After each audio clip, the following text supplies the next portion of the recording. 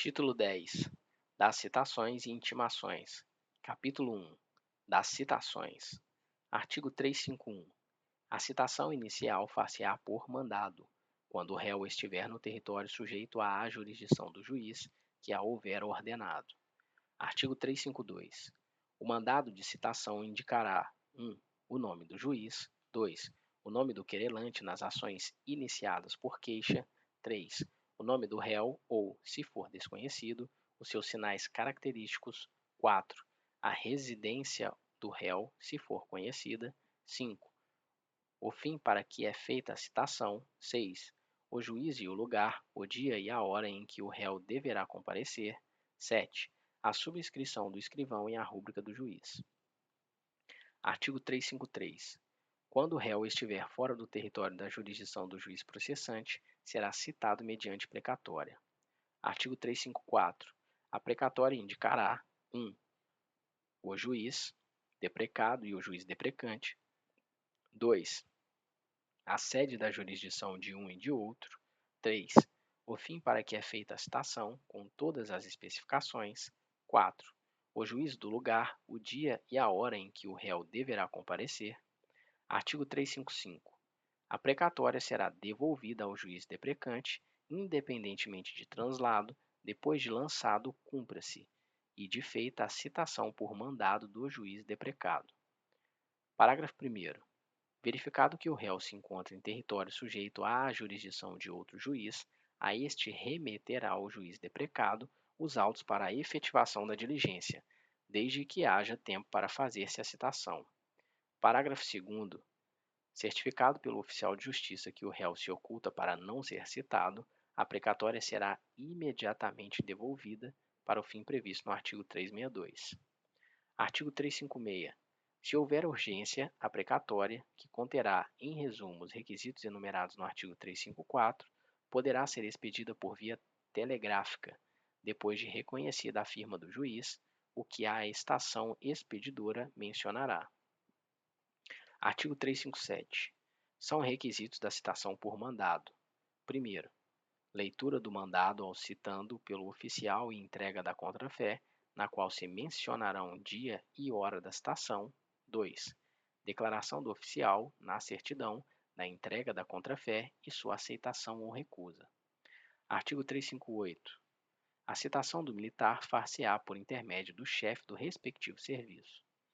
Artigo 359.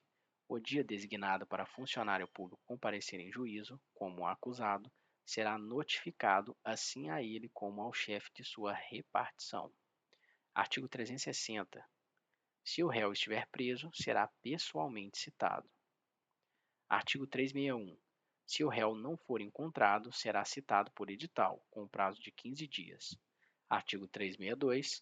Verificando que o réu se oculta para não ser citado, o oficial de justiça certificará a ocorrência e procederá à citação com hora certa, na forma estabelecida nos artigos 227 a 229 da Lei 5869 de 73. Parágrafo único. Completada a citação com hora certa, se o acusado não comparecer, ser-lhe-á nomeado defensor dativo. Artigo 363. O processo terá completada sua formação quando realizada a citação do acusado. Parágrafo 1º. Não sendo encontrado o acusado, será procedida a citação por edital. Parágrafo 2º. Vetado. Parágrafo 3º. Vetado. Parágrafo 4º. Comparecendo o acusado citado por edital, em qualquer tempo, o processo observará o disposto nos artigos 394 e seguintes deste Código. Artigo 364. No caso do artigo anterior, inciso 1º, o prazo será fixado pelo juiz entre 15 e 90 dias, de acordo com as circunstâncias, e no caso do inciso 2º, o prazo será de 30 dias. Artigo 365. O edital de citação indicará 1. O nome do juiz que a determinar. 2. O nome do réu ou, se não for conhecido, os seus sinais característicos, bem como sua residência e profissão, se constarem do processo. 3. O fim para que é feita a citação. 4. O juiz e o dia, a hora e o lugar em que o réu deverá comparecer. 5.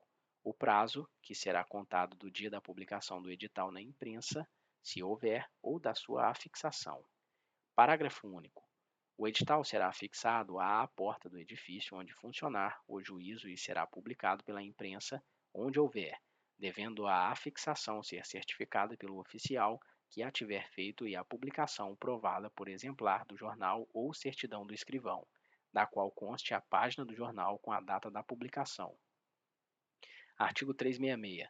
Se o acusado, citado por edital, não comparecer, nem constituir advogado, ficarão suspensos o processo e o curso do prazo prescricional, podendo o juiz determinar a produção antecipada das provas consideradas urgentes e, se for o caso, decretar prisão preventiva nos termos do disposto no artigo 312. Artigo 367. O processo seguirá sem a presença do acusado que, citado ou intimado pessoalmente para qualquer ato, deixar de comparecer sem motivo justificado ou, no caso de mudança de residência, não comunicar o novo endereço ao juízo. Artigo 368.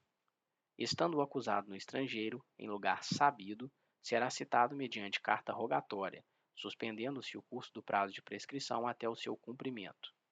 Artigo 369. As citações que houverem de ser feitas em legações estrangeiras serão efetuadas mediante carta rogatória. Capítulo 2. Das intimações.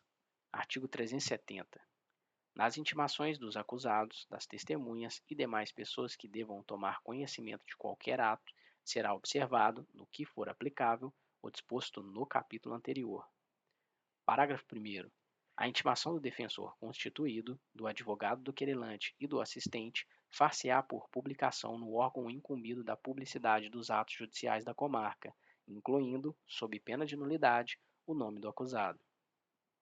Parágrafo 2º.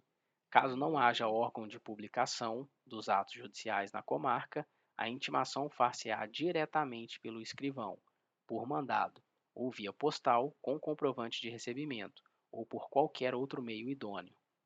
Parágrafo 3º. A intimação pessoal, feita pelo escrivão, dispensará a aplicação a que alude o parágrafo 1º.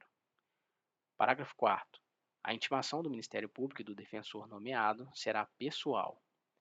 Artigo 371. Será admissível a intimação por despacho na petição em que for requerida, observado o disposto no artigo 357. Artigo 372. Adiada por qualquer motivo a instrução criminal, o juiz marcará desde logo, na presença das partes e testemunhas, dia e hora para seu prosseguimento, do que se lavrará termo nos autos.